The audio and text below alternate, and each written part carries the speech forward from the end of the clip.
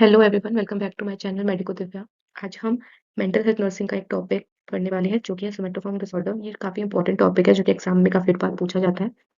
तो चलिए बिना टाइम वेस्ट किए इस टॉपिक को स्टार्ट करते हैं। सबसे पहले जान लेते हैं कि आज इस वीडियो में हम लोग क्या-क्या पढ़ने वाले हैं। तो इस वीडियो में हम लोग पढ़ेंगे सोमेटोफॉर्म डिसऑर्डर की डेफिनेशन, उसके types, causes, clinical features, management और नर्सिंग मैनेजमेंट के बारे में। तो चलिए सबसे पहले शुरू करते हैं इसकी डेफिनेशन के साथ। तो सोमेटोफॉर्म डिसऑर्डर की डेफिनेशन होती है, somatoform disorder is a mental disorder in which patient has physical symptoms without any medical causes.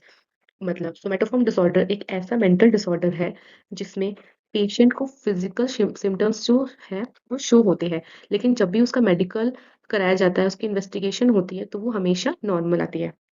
ठीक है, उसका कोई भी कॉज़ नहीं मिलता है। जैसे कि एग्ज़ाम्पल में अगर हम लोग देख लें, तो कोई भी पेशेंट है, ठीक है? उसे हमेशा चेस्ट पेन रहता है और वो उसके कई बार टेस्ट भी करा चुका है, ईसीजी, टूडिको, चेस्ट एक्स-रे, एवरीथिंग वो करा चुका है। बट उसको हमेशा जो उसकी रिपोर्ट्स है, वो नॉर्मल ही आ रही है। इसका मतलब है कि वो पेशेंट मे बी सफ़र कर रहा हो सोमैटोफिल डिसऑर्डर्स से, कि उसको बार-बार लग तो रहा है कि उसको कोई फिज़िकल सिम्पटम्स आ रहे हैं, उसको पेन हो रहा है, उसको चेस्ट पेन हो रहा है, उसको स्टमक पेन हो रहा है, हेडेक हो रहा है, लेकिन वो जब भी इन्वेस्टिगेशन हो रही है उसकी, तो हमेशा उसकी रिपोर्ट्स नॉर्मल आ रही है।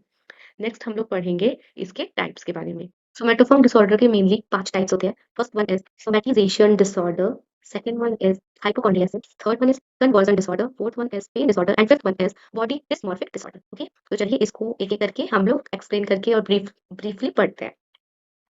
सो first one is somatisation disorder. इसमें क्या होता है? इसमें जो पेशेंट होता है वो मल्टीपल फिजिकल सिम्पटम्स शो करता है।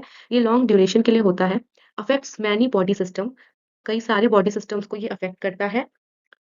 ओके, और इसमें एग्जांपल जैसे देख लिया, अगर इसमें जो सिम्पटम्स शो होते हैं वो हेडेक, वीकनेस, वॉमिटिंग, ये सारी चीज़ें इसमें ये शो होती है। तो इसमें क्या होता है, इसमें जो पेशेंट होता है वो मल्टीपल कंप्लेंट्स होती है उसकी, ठीक है? जैसे कि वो बोल रहा होता है मुझे हेडेक हो रहा है, वॉमिटिंग हो रही है, वीकनेस हो रही है, अलग-अलग सिम्पटम्स बताता है। लेकिन वो सिम्पटम्स का जब भी कोई मेडिकल टेस्ट होता है तो उसका कोई मेडिकल रीज़न नहीं निकलता है, हमेशा उसकी जो रिपोर्ट्स होती है वो नॉर्मल ही निकलती है, ठीक है? जैसे इसका अगर एग्जांपल लेके देखें तो पेशेंट बार-बार हॉस्पिटल जाता है लेकिन डायग्नोसिस उसका क्लियर नहीं होता है, हमेशा उसका डायग्नोसिस एकदम नॉर्मल आता है, ठीक है? नेक्स्ट वन इज़ हम होती है हाइपोकॉन्ड्रियासिस। सो इसमें क्या होता है, इसमें जो पेशेंट होता है उसको डर रहता है कि उसे कोई सीरियस इलनेस तो नहीं है, मेडिकल रिपोर्ट्स हमेशा उसकी नॉर्मल आती है, कांस्टेंट हेल्थ एंग्जायटी रहती है उसे, हेल्थ को लेके उसको हमेशा एंग्जायटी रहती है कि यार मुझे ये हो गया है, मुझे कोई बड़ी बीमारी हो गई है, इस टाइप से, ठीक है? इसके एग्जांपल से मैं तेरे समझ लेते हैं पहले हिंदी में थोड़ा। तो इसमें क्या होता है, इसमें पेशेंट को लगता है कि उसे कोई सीरियस डिजीज़ हो गई है, जैसे कि कैंसर, हार्ट डिजीज़, कोई भी उसको ऐसा लगता है कि उसको कोई सीरियस डिजीज़ हो गई है, जबकि रिपोर्ट्स जब भी वो चेक कराता है खुद उसको, तो हमेशा रिपोर्ट्स नॉर्मल आती है। जैसे इसका एक एग्जांपल है, तो पेशेंट बोलता है मुझे पक्का कैंसर है, डॉक्टर गलत बोल रहा है, मतलब पेशेंट जो होगा ना, वो डॉक्टर को भी गलत समझ आएगा कि नहीं, डॉक्टर को कुछ पता-वता नहीं है, मुझे तो हो रहा है ये चीज़, ऐसा उसको मतलब फ़ॉल्स बिलीव हो जाता है कि जो पेशेंट को लग रहा है वही सही लग रहा है, डॉक्टर भी गलत बोल रहा है कि उसको पता-वता नहीं है कि मुझे कोई डिज़ीज़ हो गई है या नहीं, ठीक है? तो इसमें ये होता है हाइपोकॉन्ड्रियासिस में जो पेशेंट होता है उसको सीरियस इलनेस का डर होता है, ठीक है? थर्ड वन हम इसमें पढ़ेंगे कन्वर्जन डिसऑर्डर। अब इसमें आप कन्वर्जन से क्या समझ रहे हो? कन्वर्जन से हम लोग समझते हैं कि कन्वर्ट होना, किसी भी चीज़ का कन्वर्जन होना, कन्वर्ट होना। तो इसमें क्या होता है, इसमें जो भी साइकोलॉजिकल स्ट्रेस होता है, वो फिज़िकल सिम्पटम्स में कन्वर्ट हो रहा है, ठीक है?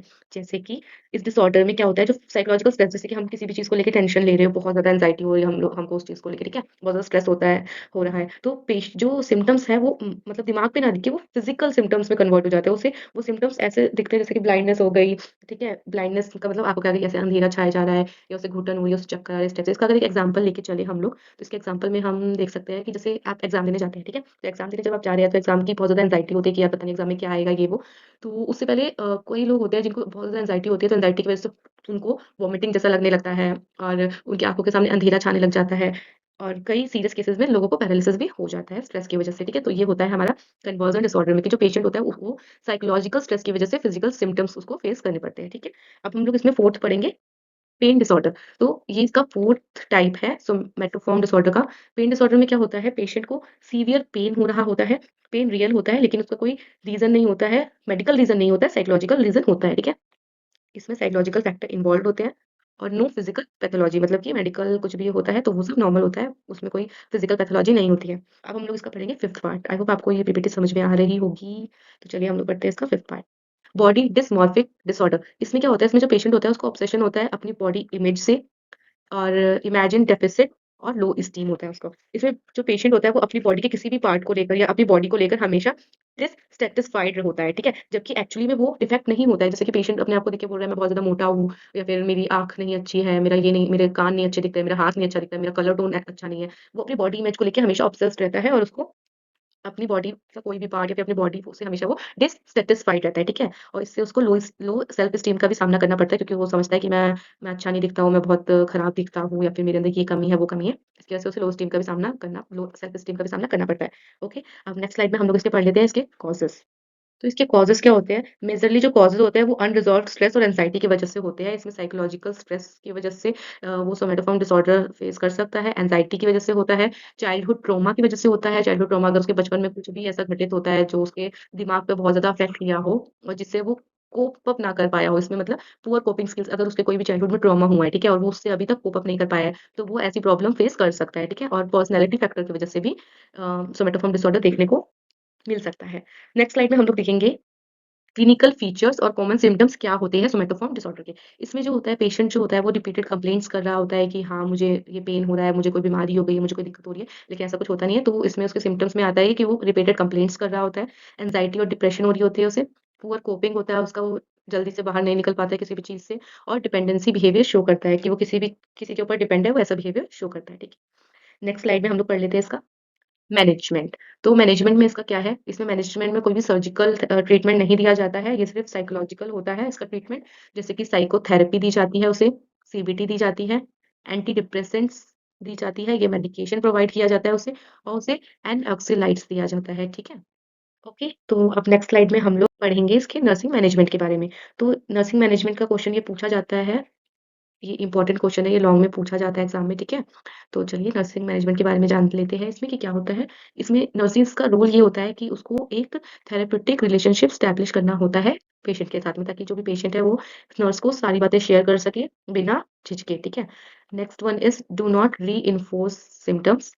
Third one is encourage expression of feelings उसके एक्सप्रेशन ऑफ फीलिंग्स को एनकरेज करना है, उसको ये नहीं बोलना है कि नहीं तुम झूठ बोल रहे हो, तुमको ऐसा कुछ नहीं होता है, ये वो उसको समझाने की कोशिश नहीं करनी है, बस उसकी बात को समझना है। उसकी एंग्ज़ायटी को रिड्यूस करना है और उसको हेल्थ एजुकेशन प्रोवाइड करनी है। अब आ जाते हैं लास्ट स्लाइड पे अपनी जो कि है कंक्लूज़न, ठीक है? तो सोमैटोफॉर्म डिसऑर्डर में सिम्पटम्स रियल होते हैं, लेकिन उसका जो कॉज़ होता है वो साइकोलॉजिकल होता है और प्रॉपर थेरेपी और नर्सिंग मैनेजमेंट के साथ इसको इम्प्रूव किया जा सकता है इस कंडीशन को, ठीक है? तो बस यही था आज की वीडियो में। आई होप ये वीडियो आपको अच्छा लगा होगा और आपको समझ में आया होगा। अगर आप भी नर्सिंग स्टूडेंट्स हो या पैरामेडिकल स्टूडेंट्स हो, तो वो चैनल को सब्सक्राइब करो। मैं ऐसे ही टॉपिक पे सिंपल लैंग्वेज में एक्सप्लेन करती रहूँगी वीडियोज़ बना के और अगर आपको किसी टॉपिक पे चाहिए हो, तो आप प्लीज़ कमेंट में बताइएगा। मैं कोशिश करूँगी उस टॉपिक पे बनाने की। तो करते हैं इस वीडियो को यहीं पे एंड। आप सभी को बेस्ट ऑफ लक अगर आप लोगों का कल एग्ज़ाम है तो। Okay, thank you.